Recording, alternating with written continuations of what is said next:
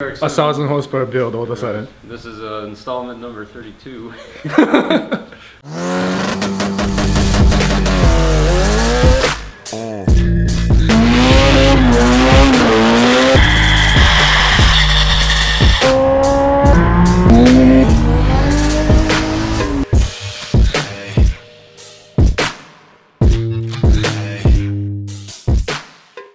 What's up guys, Ishin here.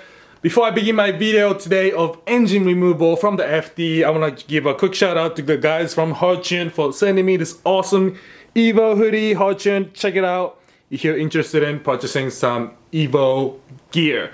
Now today I'm going to be removing the engine out of the LSFD because I found some issues. So there are a few reasons why I'm removing the engine out of the FD, which is completely backwards because I have already painted the engine bay. You know how easy it could have been to paint the engine bay with the engine out of the car? I just don't plan ahead, I guess. I'm just spontaneous sometimes. But the reason number one is because the cam bearing right here is brown. It's brown because the silver surface coating has worn out and the brown internal material has surfaced. So I need to replace the cam bearings, and in order to replace the cam bearings, because there's more than one of them inside, I need to basically flip the engine and access these. I think I need to flip the engine. I'll figure out after the engine comes out. Reason number two is because I'm gonna be pushing up towards of 500 wheel horsepower. I might need to upgrade my clutch. So for that reason, I'm gonna be removing the engine. And the final reason why I'm removing the engine is because I'm gonna be replacing the rod bolts. The stock rod bolts are only good up to certain RPM, and with LRP rod bolts I can crank up the RPM even higher, so it could rev like a 4-cylinder engine. No, I'm just kidding, more like a straight 6 engine. But yeah, you know, for time attack, track use, I wanna get the RPM as high as possible. I wanna make this thing rev high. So in order to do that, I need to install LRP rod bolts. So today what I'm gonna do now is I removed the top plate already. These were the knock sensors in here that was easily removed. What I'm gonna do now is buy bolts, grade A bolts, so that I can use these as pickup points. Woo, it is chilly outside and pitch dark. Let's get this done real fast. Check out my JDM yellow fogs on my American truck. And the LED light bulbs. Oh yeah.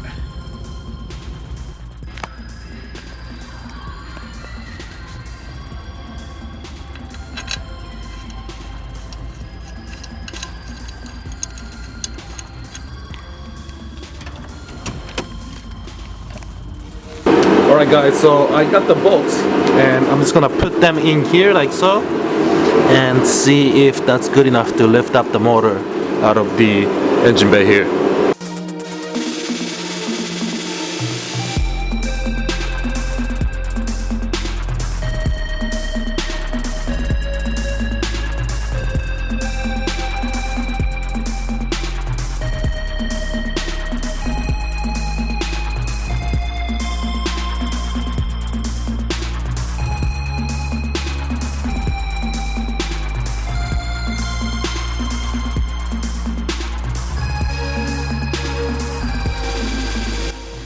Alright guys, the motor is out.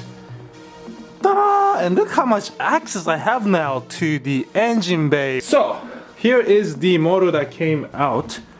It's just hanging off my hoist right now. And next thing I'm gonna do is remove the oil pickup tube, which I think should just come out by removing one of the bolts here, so that I can have kind of a clear access to the rods on the bottom. And on the oil pan side, the previous owner put on improved racing oil plate adapter, so I can have the oil coolers running in and out here.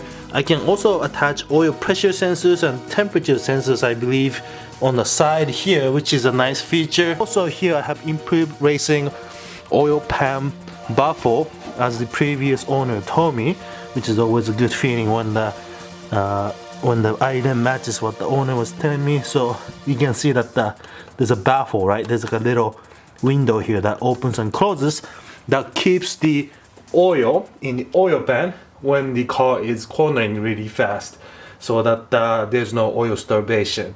What I'm gonna do now is just remove some of the components here, and I'm gonna be taking this motor to, of course, Pashko and have him inspect it real quick. Pashko from Besnik is, of course, the shop that's working on my head right now and then porting it for me. So some of the upgrades I'm going to be installing here is first of all, the cam bearings here, which is worn out. So I'm going to be replacing 1, 2, 3, 4, I believe, in here, or maybe 5. I'm going to be getting that replaced, and I'm going to be also installing rod bolts, which you can't really see here right now with all the plates on it, but it'll be exposed, and I can show you what that is in the next episode.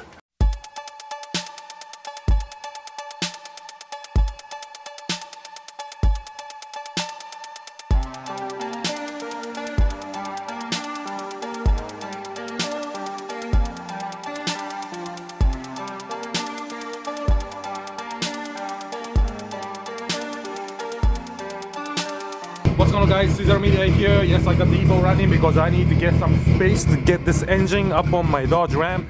Today I'm going to be going to Pashko's Besnik engine design shop and dropping off the LS engine because I'm going to be rebuilding the cam bearings and rod bolts.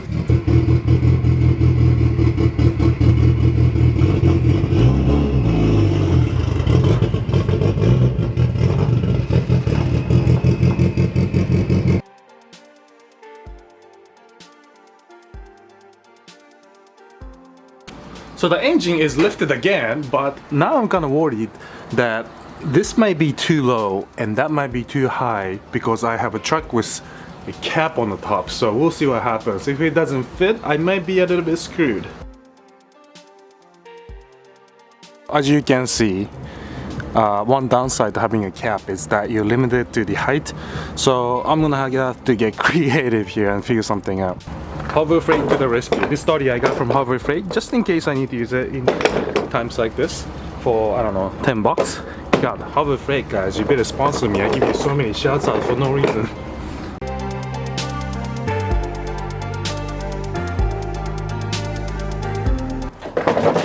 Gotta use camo straps because my God.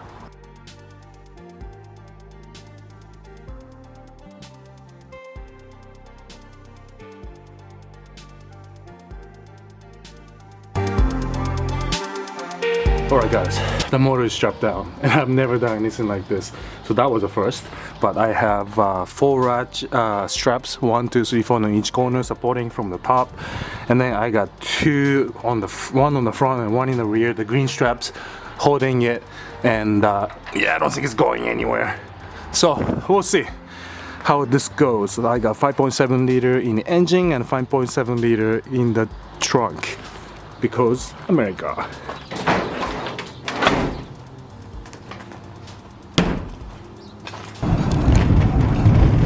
And, you know, sometimes I feel like I'm in Texas with all these trucks in Michigan. Lifted truck there, another truck here.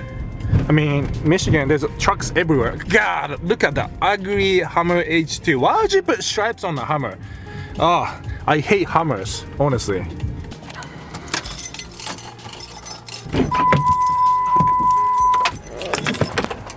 I'm back at Pashko's.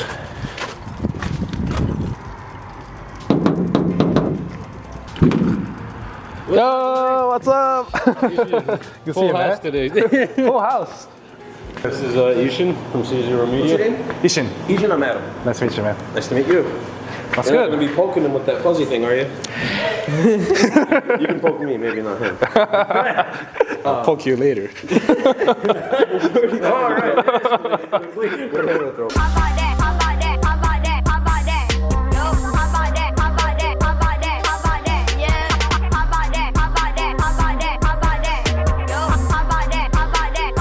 Alright, now we're gonna talk about the game plan. What are we gonna do with this engine here now? So we got 1 of 2 options. Yes. We can actually either disassemble it completely, Yeah. and get everything cleaned out, check all the bearing clearances, or we could just install the cam bearings. By what I've seen on the heads, you know, the machine work on the heads that was done previously, I really, just as a peace of mind, like I said, take it apart and we'll check it out. So, crankshaft and connector rods, pistons all out. You have easy access to the cam tunnels. Oh, I see. So you can do the, you know, the necessary prep work, make sure your oil holes aren't lined up perfectly. Okay, so this is essentially what I'll be doing with my blog. Exactly, installing cam bearings. So I'll take you through the prep work of the bearings. You know, how to prepare them for installation. So this way, when you do install them, you have a very nice clean, and the camshaft will just slide in no problem. Perfect. So, and there are very particular ways to install the cam bearings too. You actually you look at the machine, because the way the cam tunnel is machined on this engine, for example, they machine it going from the back 5, 4, 3. So it's machined this way, and then they flip and then do 1 and 2. So there's actually a chamfer on the cam tunnel. Oh, you're right. Now, if you try to drive the bearing against the chamfer or against the sharp edge, there's a good chance you can destroy the bearing. So, oh, interesting. Yeah, it's important I see that now. Yeah, it's important to know which way to install the bearings. Interesting. That's why you're helping me out. I've never known these tiny details. So let's say we had this connecting rod with factory bolts. So they torque it down, and then they machine that to size. So now when you have a higher strength bolt, say you want to replace the factory bolts with the higher strength bolt, you put them in. Since they have a higher clamping force, it'll actually distort these areas here and make them more egg-shaped. Right. So this whole edge here is going to which kind is of bubble out in a way. Exactly, which is called the parting line. Parting line. So we just need to make sure that we have adequate concentricity of the housing bore. Basically, you clamp it first and see how much it distorts and shave that off accordingly. Yeah, you do a process called honing. Honing, Yeah, so just honing it back to size. Okay, interesting. And some people actually don't do this process, and I've heard of engines lasting for like 10,000 miles, 20,000 miles, but you gotta do it right, guys. You don't want to risk it. You don't want to blow up your bottom end just because you didn't go through this process. So we do have the option of just putting the rod bolts in, but if I wouldn't do it on my car, I wouldn't tell somebody else to do it. So do it the right way. Yeah. do it right once. Are you gonna make me do something like this where we give me rods and pistons and Right. The FDRX7. 1,000 horsepower build all of a sudden? This is installment number 32. So this is a twin turbo application, so completely different from what I'm building for my LS. This is what, 1,200 horsepower, you said? Around 1,000, 1,100, yeah. Yep, 1,100. Stupid amount of power I don't need. Yet. Yet? No, I'm gonna kill myself. Alright, cool. So yeah, I guess we'll be disassembling the engine in the next episode, because today Besnik is just loaded up with all these Fun toys everywhere. Yep. cool guys. I'll see you in the next episode.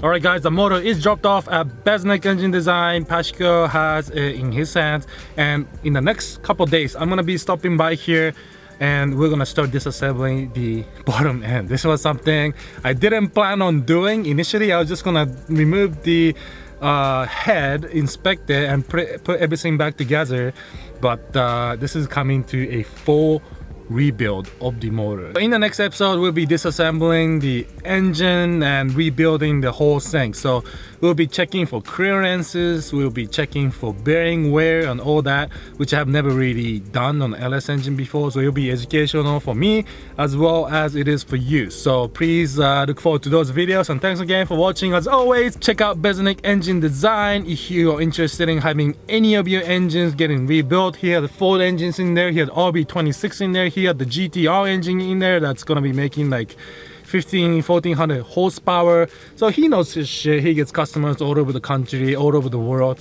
So hit up Besnik Engine Design, support your local business, and I'll see you in the next episode.